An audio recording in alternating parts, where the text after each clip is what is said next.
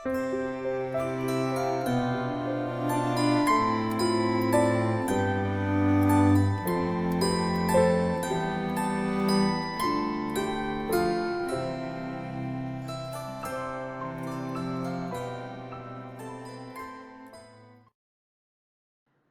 Powder coffee barfi ഉണ്ടാക്കുന്നത് എങ്ങനെയാണെന്ന് നോക്കാം. അതിനുവേണ്ടി ഒരു പാൻ അടുപ്പത്തേക്ക് വെച്ച് 1 കപ്പ് പഞ്ചസാര ചേർക്കാം. 1/2 ടീസ്പൂൺ കോഫി പൗഡർ, 1 കപ്പ് പാലാണ് ഇതിലേക്ക് ചേർക്കുന്നത്.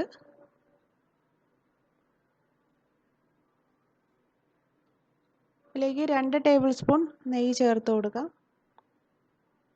ഇത് നന്നായിട്ട് തിളച്ച് വരുമ്പോഴാണ് ഇതിലേക്ക് 1 കപ്പ് മിൽക്ക് പൗഡർ ചേർത്ത് കൊടുക്കുന്നത്. ഇത് നന്നായിട്ട് തിളച്ച് വരുമ്പോൾ മിൽക്ക് പൗഡർ ചേർത്ത് നന്നായിട്ട് ഇളക്കി യോജിപ്പിച്ച് പാനിൽ നിന്ന് വിട്ട് വരുന്നത് വരെ കൈയെടുക്കാതെ ഇളക്കണം. ഇത് നെയ്യ് തടവി ഒരു പാത്രത്തിലേക്കാണ് ഒഴിക്കുന്നത്. നേരത്തെ തന്നെ ഒരു പാത്രം നെയ്യ് തടവി മാറ്റി വയ്ക്കാം.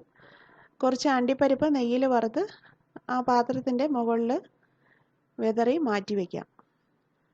ഇത് പഞ്ചസാരയൊക്കെ നന്നായിട്ട് അലിഞ്ഞ് തിളച്ച് വന്നിട്ടുണ്ട്. ഇതിലേക്ക് ഈ സമയം 1 കപ്പ് പാൽപ്പൊടിയാണ് ചേർത്ത് കൊടുക്കുന്നത്. പാൽപ്പൊടി ചേർക്കുമ്പോൾ നല്ലൊരു കട്ടയായിരിക്കും. പിന്നെ ഇത് ഫ്ലെയിം നന്നായിട്ട് കുറച്ച് വെച്ച്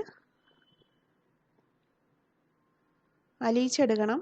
സ്പൂൺ വെച്ച് നന്നായിട്ട് ഇളക്കി യോജിപ്പിച്ച് തരിതരിയായിട്ട് കിടക്കുന്ന ആ പാൽപ്പൊടിയൊക്കെ നന്നായിട്ട് അലിയിച്ചെടുക്കണം. ഫ്ലെയിം നന്നായിട്ട് കുറച്ച് വെച്ച് വേണം ഇത് ചെയ്തെടുക്കാൻ. ഇത് പാലിൻ്റെയും കോഫി ഫ്ലേവറിൻ്റെയൊക്കെയുള്ള നല്ലൊരു ഫ്ലേവറായിട്ടുള്ള ഒരു സ്വീറ്റാണ്. ഇത് വളരെ പെട്ടെന്ന് ഉണ്ടാക്കിയെടുക്കാൻ പറ്റും.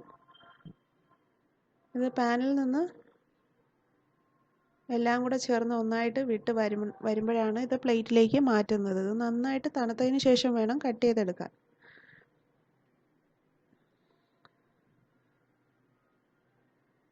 പാൽപ്പൊടി നന്നായിട്ട് അലിയിച്ചെടുക്കണം. ഫ്ലെയിം നന്നായിട്ട് കുറച്ച് വെച്ച് വേണം ഇത് ഇളക്കി യോജിപ്പിക്കാൻ.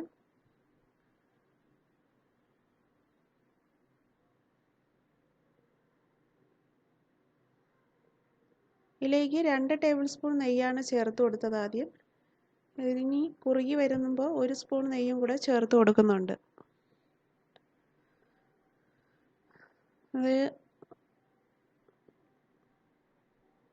നന്നായിട്ട് കുറുകി വരുന്നുണ്ട്. ഇനി കുറച്ചും കൂടെ ഒന്ന് ഇതെല്ലാം കൂടെ ഒന്നായിട്ട് ഇങ്ങനെ വരുമ്പോഴാണ് പ്ലേറ്റിലേക്ക് മാറ്റുന്നത്. ഇത് ഏകദേശം റെഡി ആയിക്കൊണ്ടിരിക്കുകയാണ്.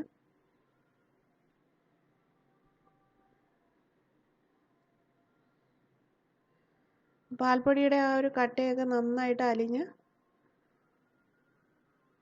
നന്നായിട്ട് യോജിച്ച് കിട്ടിയിട്ടുണ്ട്.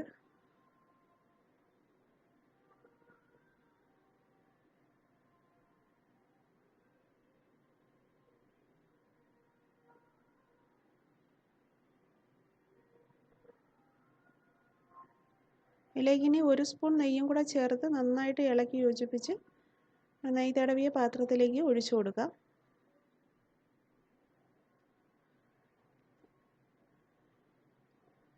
ഈ ഒരു പാകത്തിന് വേണം ഇത് പ്ലേറ്റിലേക്ക് മാറ്റാൻ. ഇനി ഇത് ഒന്നുകൂടെ നന്നായിട്ട് ഇളക്കി യോജിപ്പിക്കണം. ഇത് എല്ലാം കൂടെ ഒന്നായിട്ട് ഇങ്ങനെ പാനിൽ നിന്ന് ഇങ്ങനെ വരണം.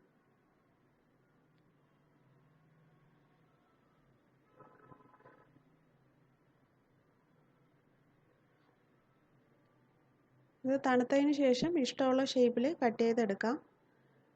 അത് പാത്രത്തിൻ്റെ മുകളിൽ അണ്ടിപ്പരിപ്പ് നെയ്യിൽ കുറച്ച് വറുത്തെടുത്തതാണ്. അതിൻ്റെ മുകളിലേക്ക് ഇഷ്ടമുള്ള നട്ട്സുകളൊക്കെ വിതറി തണുത്തതിന് ശേഷം കട്ട് ചെയ്തെടുക്കാം.